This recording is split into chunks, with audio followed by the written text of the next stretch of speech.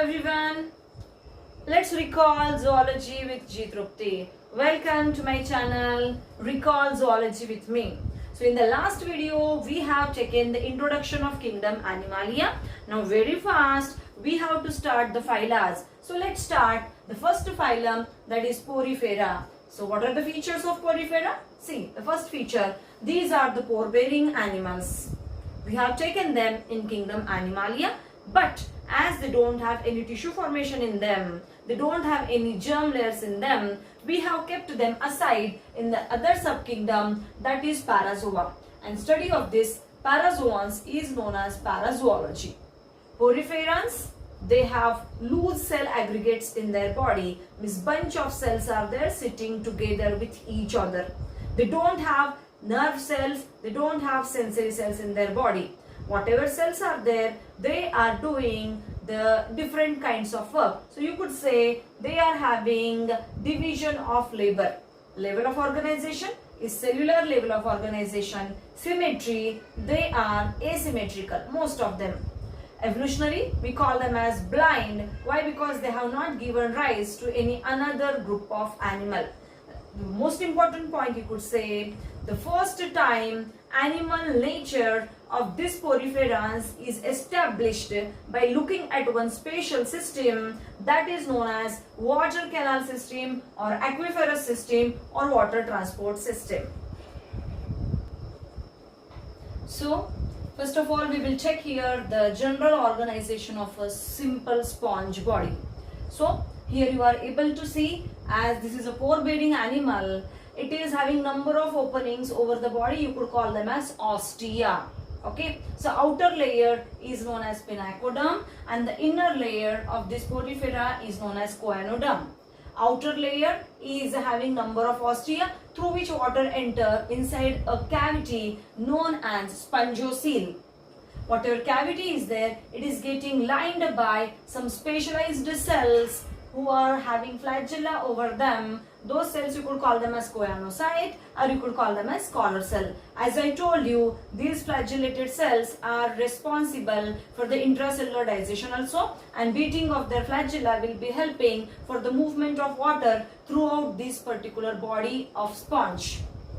Water enters through ostia, and after doing exchange of gases, supply of the nutrients along with the waste material, this water will be moving out from the only one opening which is present on the top region, that is known as osculum. So number of ostia and only one opening, that is known as osculum, is there.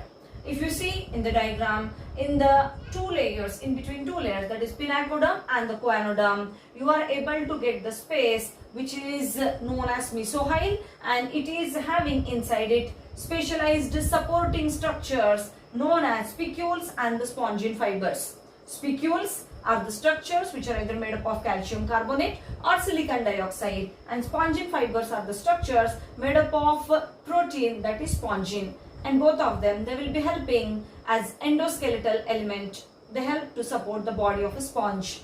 Coming to the last, this point, that is water canal system, how the flow of water happens. In the water canal system, water from outside will be entering inside the spongiocele while a number of ostia present over the body. After doing exchange of the gases and doing its total function via osculum, the water along with waste material will be going outside.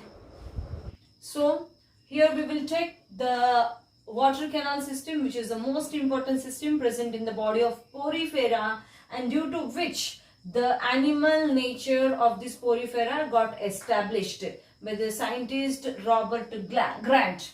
So whatever water canal system is there, what functions it is doing? So see here, it collects the food material, it helps for exchange of gases, and it only removes the nitrogenous waste from the body. Right.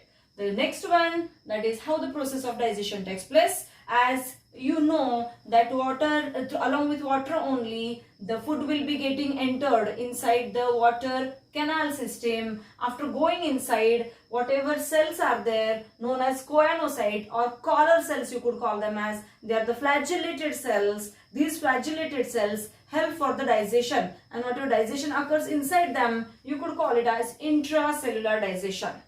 The next one, that is the last point, that is how reproduction takes place. So in both way reproduction takes place in this particular poriferans, you could say. One is the asexual method, other is the sexual way of reproduction.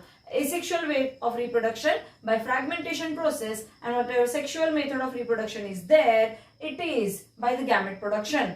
And whatever poriferans are there, they are hermaphrodite, in the sense both male and female gametes are produced by the same sponge body. Fertilization, that is fusion of the gametes, is occurring internally. So internal fertilization, which is taking place in the mesohyoid region. Development will be indirect through the larval stage. Last, the only three examples are there. Nothing to worry. Three examples are Sycon, also known as Scypha. So this SY you could remember as a easy way. Spongilla, I have kept the star mark here for the spongilla because that is the only example given, belongs to freshwater. So spongilla is the freshwater sponge and Euspongia is the bath sponge. So these are the examples. I hope my video will be helpful for you, which is very short and sweet.